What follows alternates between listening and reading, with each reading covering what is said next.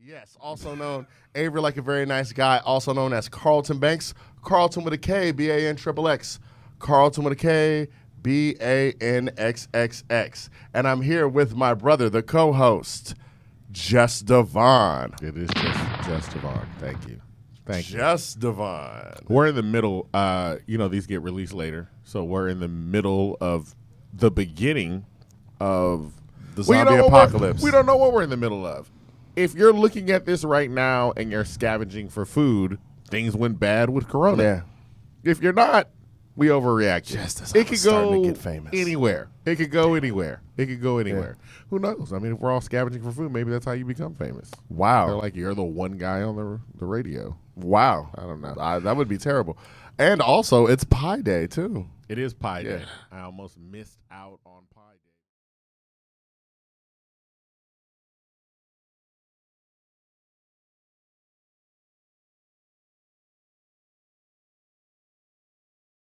Let me do my black and ugly as ever. I stay Houston down to my socks.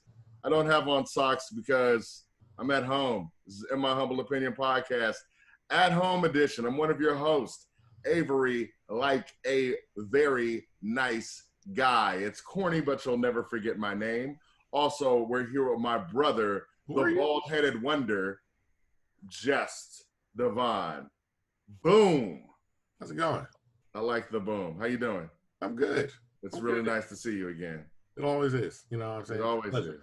Pleasure. It's a pleasure. It's a pleasure. And we have a very special guest in the building with us today. All right. We met her actually at a South by Southwest conference. Very polite girl. We actually had a good conversation. One of Mo City's own, Mo City's finest. Of course, a great singer and entertainer. And her hair is looking laid right now. Okay. Courtney Bonds. How are you doing today? Hey, y'all. Hey, thank you for having me. I'm doing well. How about yourself? How's it going? Good. How are you holding up during quarantine so far? Oh, man. Quarantine is a different beast, but I think it's good. I think it's good for everybody to just take a pause and reevaluate what matters most. So I do see a lot of that. Yeah, a lot of people are looking like, oh, I feel like that's across the board. People are looking like, hey, what really matters now that, we're talking about life and health and things like that. A whole lot of stuff just kind of falls by the wayside where you're like, you know what? I feel like a lot of stuff we cared about coming into the year, people completely readjusted. And we're like, you know what? All that stuff I cared about in January, I could care less. Like, it's the simple things that I want now. Yeah. Okay. Absolutely. Right. Yeah, but it's good though. I mean, I have been back in Houston for about a year now, and I'm happy to be back actually in, closer to my family. So this is like a big thing for me. Where were you at before? So I'm from Houston. I'm from Missouri City, but I moved to LA for 2 years. So I was there, and then I moved back, and I felt like I moved back right in the nick of time, right before all of this craziness happened. And I don't know what I would do if I was still in LA. I mean, I have family in LA, but they're extended family. If I wasn't right next to my immediate family, I don't know what I'd be doing right now, because it's just too much. But you live your life. Now, what took you out to LA? Music. Music. Okay. And, since I have a lot of family out there, as a child, we would visit LA quite frequently. So even just growing up, I would say, you know what, I just want to move out here. I want to live out here. Disneyland is out here. I don't know how that can get any better. So, it just kind of drove me to say, I've been wanting to do this all my life. Let me just go ahead and do it.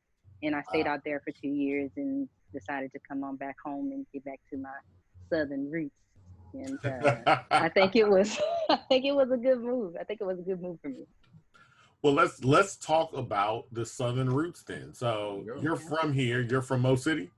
I'm from Mo City, Texas. Yes, sir. Missouri City.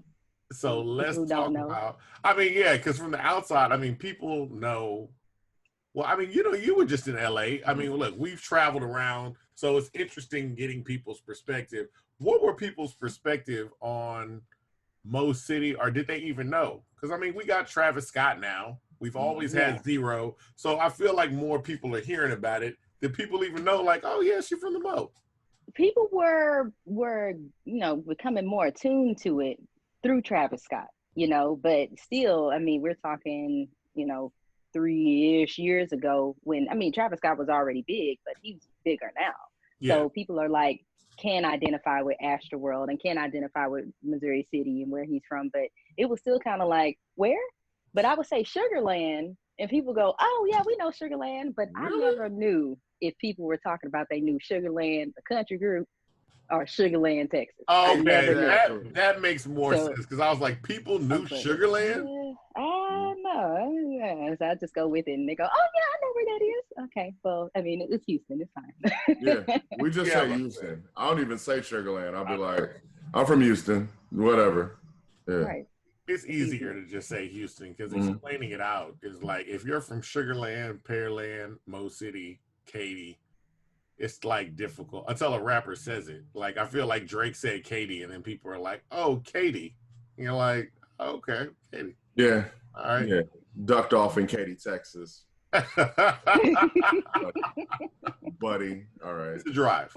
It's a drive. I saw the last time we made it. I was like, I forgot how much of a drive this is. It's ridiculous. Absolutely. Anyway, you being from Mo City, so what got you into singing, period? Man, I have been singing since I was 4. Like, all seriousness, since I was 4. And my parents, singers. And not only singers, I mean, real good singers, like leading praise team singers, So I was raised in the church, and with both of my parents being these powerhouses, so to speak. And even then, we would go around Houston and sing as a trio around town. So it was always a thing, being in front of people and always performing. And I mean, my mom would make me sing in front of her friends during the parties and shindigs that she would have. So it was always a thing, and I always loved to do it. So now, were they always big on you getting into singing as your profession, or how was it in terms of the support there? So they were always supportive of me doing that. Always, always. My dad was a little more hands off, but he was always like, whatever you want to do, whatever you want to do. And my mom was actually my momager for some time. So we momager. She was my momager. So we were trying to really out here grind and make it. I mean, look, I've been singing for a long time, and I've been at this for a long time, but most people are, when you actually see them, it's been some time since, you've been working on your craft. So you've been, at what point were you like, you know what, I want to sing. This is what I want to do professionally. I think I was probably like 7. Oh, wow. Big life goals and decisions at 7. Man, I would tell everybody, I'm going to be a singer. I don't know what y'all going to do, but what you want to do? I want to sing. That's what I want to do. But it's just because to me, it was just something that I just naturally wanted to do, every day.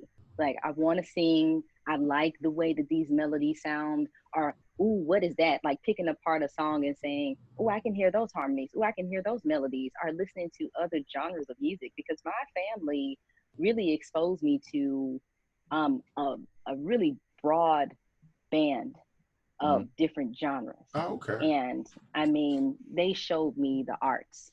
They showed me what was, this kind of world that I wanted to enter into. So when I saw that, that's when I was like, whatever I need to do to be in this side of the world, this is what I'm going to do. Who are some of the artists that you were listening to coming up? Oh, I would have to say one of my biggest influences is Mary J. Blige. Okay. And she is that because she just knows how to really deliver a message with pure soul, and you can understand her and you can relate to her. She's huge for me. Obviously, Destiny's Child, just growing up admiring them. I remember I even went and stood in line at was it Warehouse Music? I think it was. Y'all remember Warehouse Music? Yes. I used to work there. I used to work in Warehouse Music. Yeah. Yeah. Yeah, man. I stood in line for some hours at Warehouse Music with a Destiny's Child album, waiting to get it signed by the original members, and I still have it to this day. Wow. So yeah, they're a big influence on me. And I can't even think of any. My mind is going blank right now because it's such a plethora. My family would mostly listen to gospel. So I was more so influenced by Richard Smallwood, Walter Hawkins, Okay. those kind of oldies but goodies, you know, growing up, Kurt Franklin, Strong voice. those folks, Yeah. and Fred Hammond. Of course. Yeah. So that whole little arena. And then a big influence for me as far as just style wise, Boys to Men, all of those harmonies that they did and bringing in those different people. So I really spent a lot of time trying to figure out, how do I do that as an individual? You know what I mean? Instead of having all of these voices with me, how can I do that? Or how can I create a sound that sounds like some type of instrument, even though the voice is an instrument, but like an actual physical instrument? How can I bring that into my voice? So those are some of my influence. I know that was like a whole roundabout. No. That's good. Yeah. Especially that part where you're saying like you were trying to mimic, or not mimic, you're trying to learn how to produce a sound of multiple people and have it just come out of you at once. How did you go about that? How did you go about that on that path? How does one figure out how to even do that? Because it was more so of listening intently to what role each person played, you know? And then that's when you start learning the basics, like this person's an alto, this person's a tenor. Okay, well, can I sing alto? Can I sing tenor? Can I sing soprano? You know, like just trying out those different things and seeing, you know, what works. Now, everything doesn't work.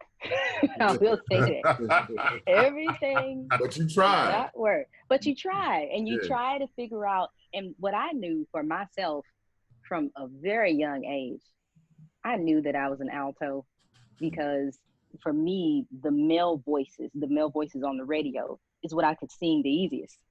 It was just, you know, but I can sing the female voices. That's cool and all, but I just know that my voice sits a little bit lower, which is fine, which I didn't really like when I was little. So I'm about to say, because I feel like most people, I mean, the joke is like everybody wants to try to sing soprano. Like, they're coming up.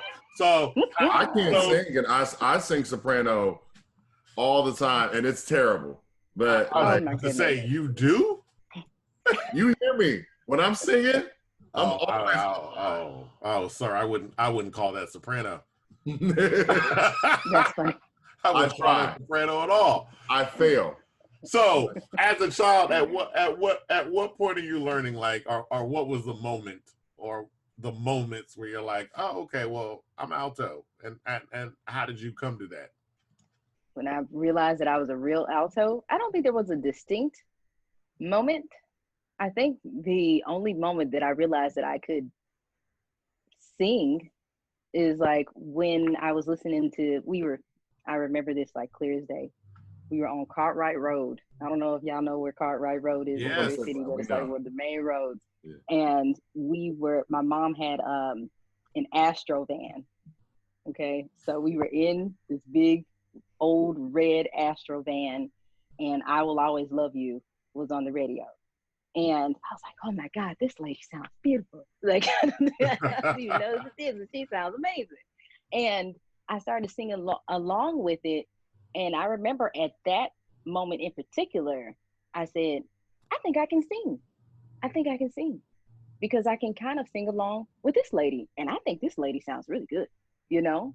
So I don't think there was a, distinct moment otherwise than that being kind of like this light bulb of what at least I felt like I could do. That's big. That's real big. This lady, like this. Yes.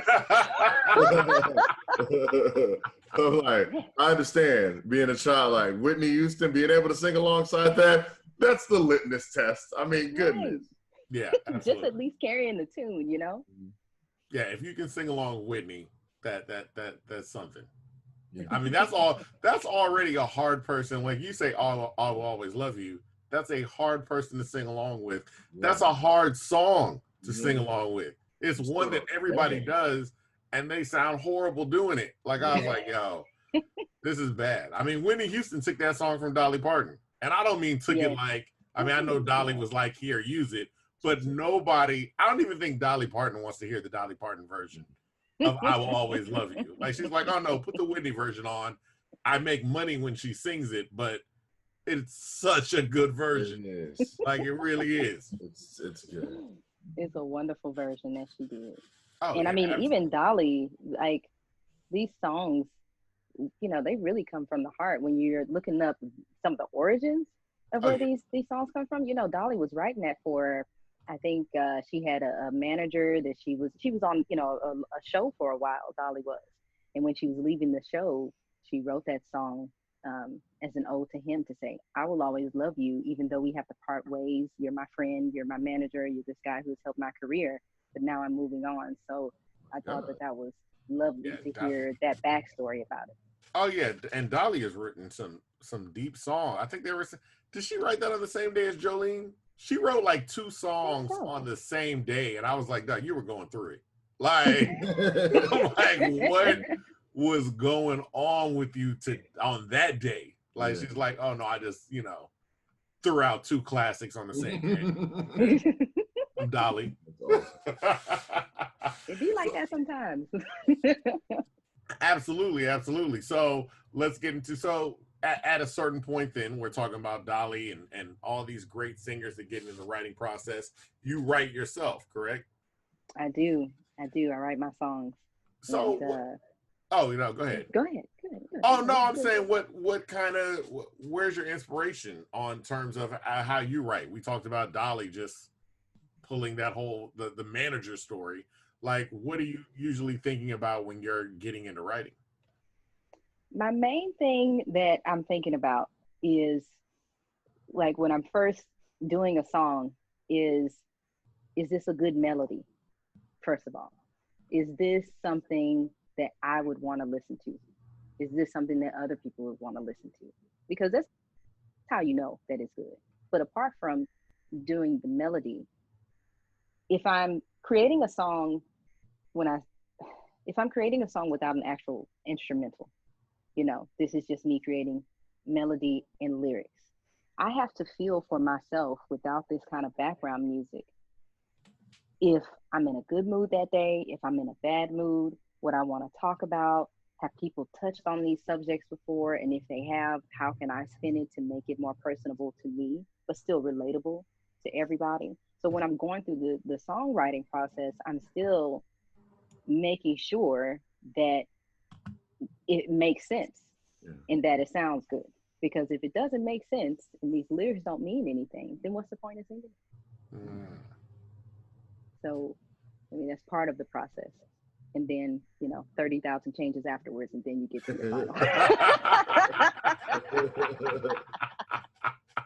It is part of the process. I mean, it's all, like you said, it's a process. It takes time. It takes time to go. Yeah. It takes time to go through. Yeah, it does. We talked about you being younger and singing. When did you get to the point where you started getting into the studio and releasing music for yourself, not just in a group or in church? When did you start releasing music for yourself? So the first song that I recorded was Oops by Tweet. Wow. Yeah. That's awesome. And that's a great album. It was just a cover, and I love that song. And I was 16, and I realized as an adult that I probably shouldn't have been singing that song, given its content. But Growing up in the church singing "It's So Mine," they let you do that? Wow. look, man, Wow. hey, that's just how it happened. How it But happened, that yeah. was the first instance of me actually being in a studio and recording something. So afterwards, I still did a few covers, and then I did record some of my original songs. I recorded these songs, and they just kind of didn't go exactly how I wanted it to go. So this new song that I have, Yours, is actually my first real, like genuine release that I've done that's really original in all ways. So, I mean, let's talk about Yours. What state of mind were you in when you were getting ready to start that, and how does that song come about? Okay, so I'm gonna be really honest. There was a special someone that I was dating, and it was nice having these really happy feelings of, when you're dating people, you're just, some people that you run into are just not going to be some people that are really likable. You know what I mean? And when I say not likable, I mean like y'all don't have an intimate spark. So with this special someone, I had an intimate spark, and I was really just enjoying these early phases of, we're dating, and not only are we dating, I really like you and you really like me. And so maybe this can turn into something, more than what it is. So it's just that fun time at the beginning. And everybody knows what that is, when you're dating Honeymoon somebody. period, man. Yeah, it's that honeymoon period where you're like, oh man, I've been, dating a lot of people. I really like this person in particular. Yeah. So yeah, that's where Yours came from. That was the inspiration behind it. Now, did the special person hear the song?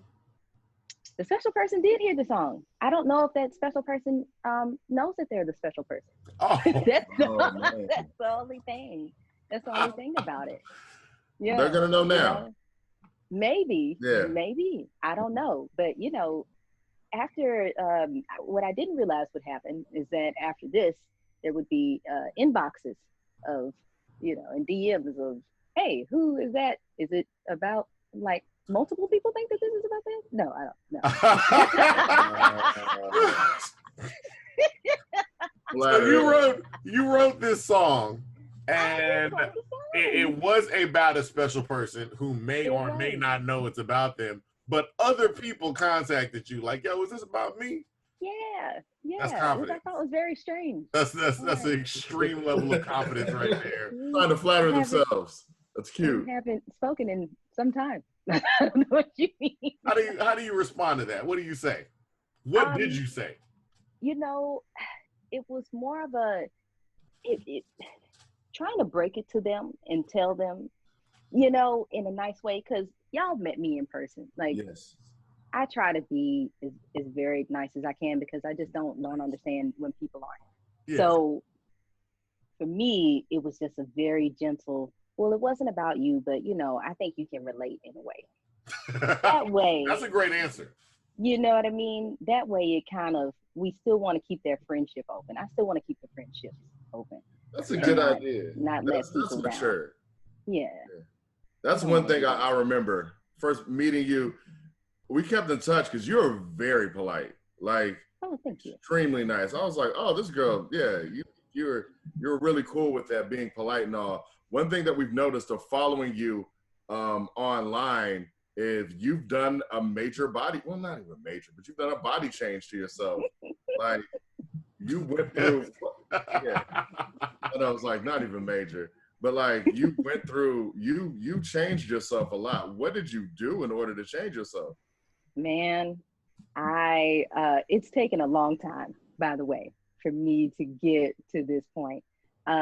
It was more so me making up my mind to actually do it. Mm-hmm. I think that was the biggest thing, because before then I was like, nah, look, all right, I think I'm cute. Guys think I'm cute. You're a beautiful girl. When we first met, thank you. Like, oh, she's beautiful. Yeah. So it was kind of this. For me, it was more of a realization and an acceptance of well, do you want to be, kind of just at this, what I, kind of not labeled, but what I saw myself as is I can be greater. So how can I be greater and how can I do this? So I think it was just a making up of my mind of doing that. And plus I have a trainer.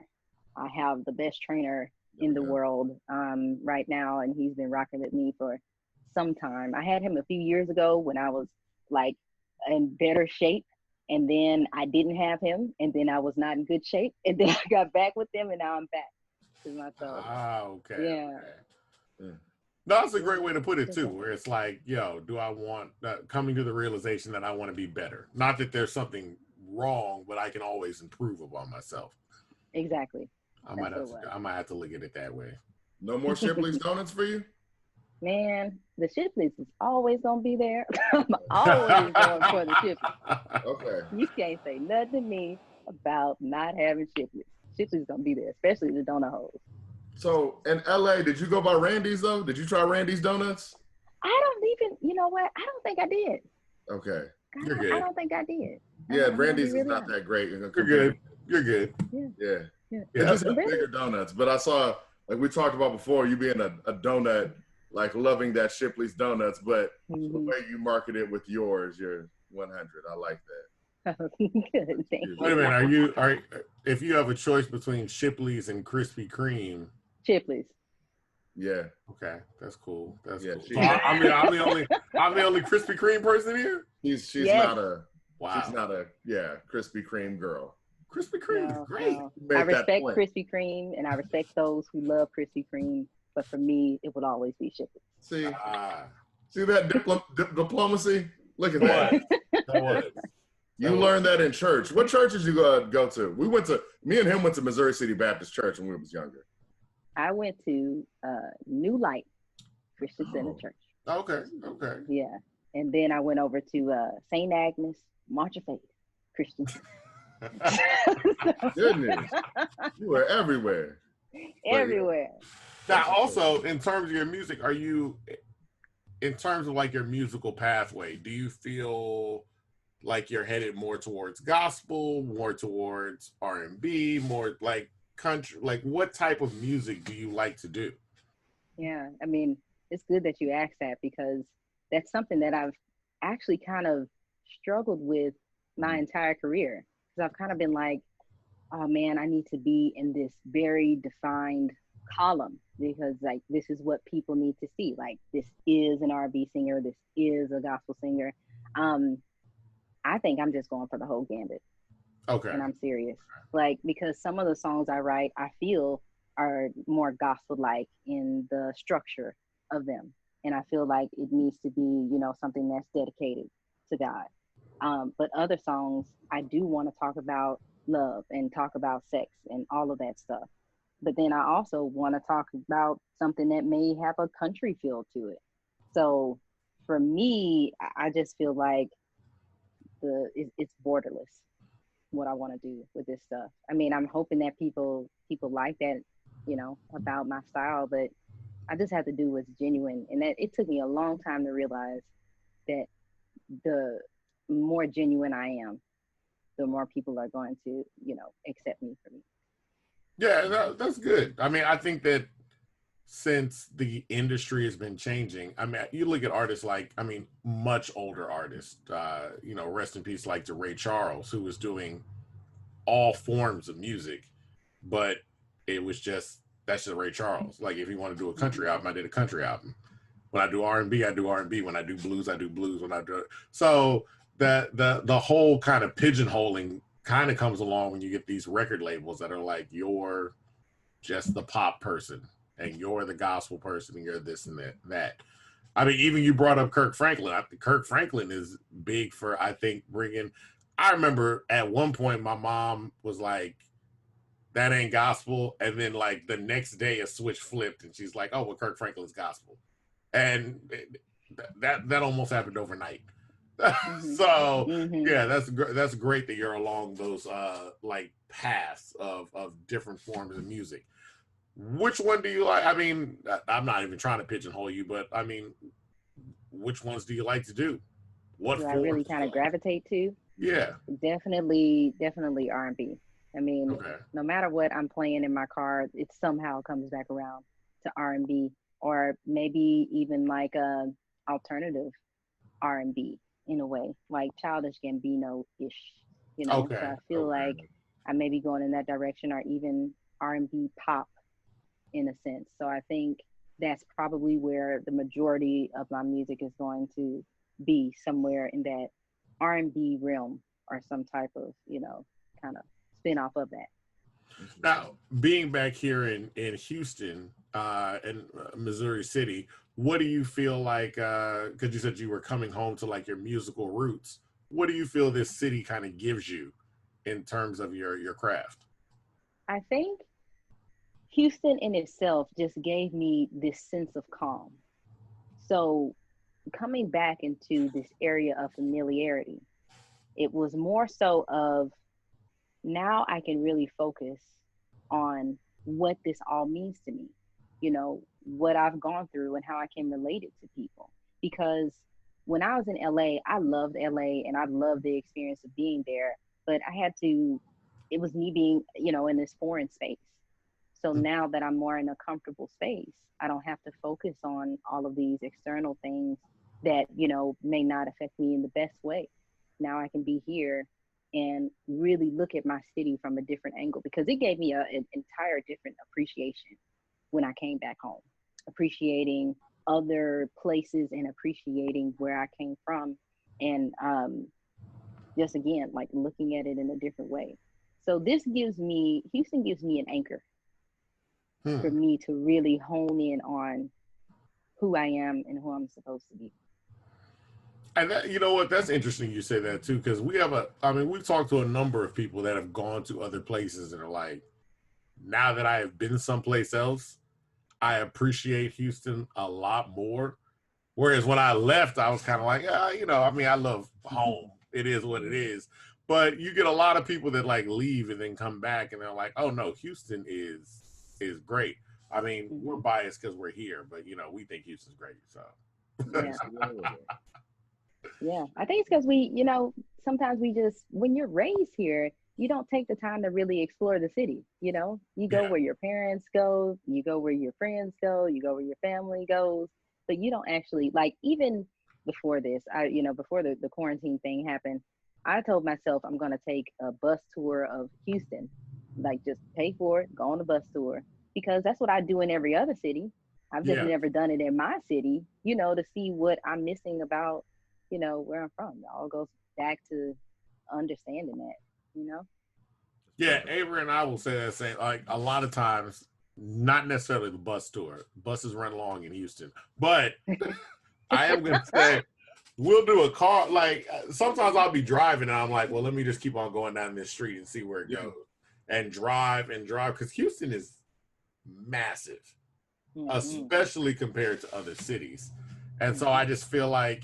We talked about Katy and Pearland and all those, but even inside of Houston, I feel like Houston is composed of like 8 different little mini cities, like areas you can go to. Yeah, just in the Loop alone, it's like, goodness. From the south of the Loop to the north of the Loop, it's like a totally different city. Yeah. But, yeah. Really.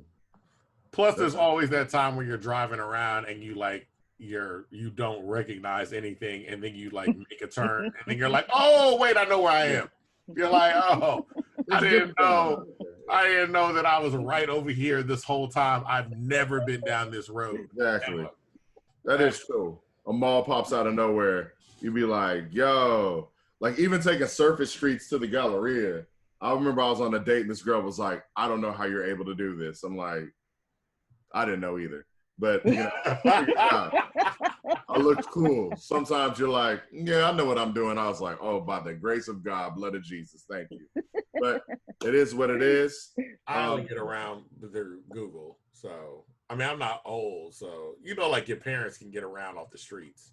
Yeah. Like I hate when like your mom, your dad, your grandparents, your aunts, your uncles will be like, go east, down. Yeah. Oh, just go east down there. I was like, what do you go east? Yeah. Like, what do you mean? They're like, towards where the old Houston Chronicle building used to be. I'm like, no, I wasn't born. I don't know what you're talking about. Yeah. Like they're like, oh, you just go west down, Westheimer. I'm like, I don't even know where west is. I got to be honest with you. I'm sorry, but you know, they were the kings of like looking at maps. I said, I need Google. That I know I can always ask Google. Thank God for GPS.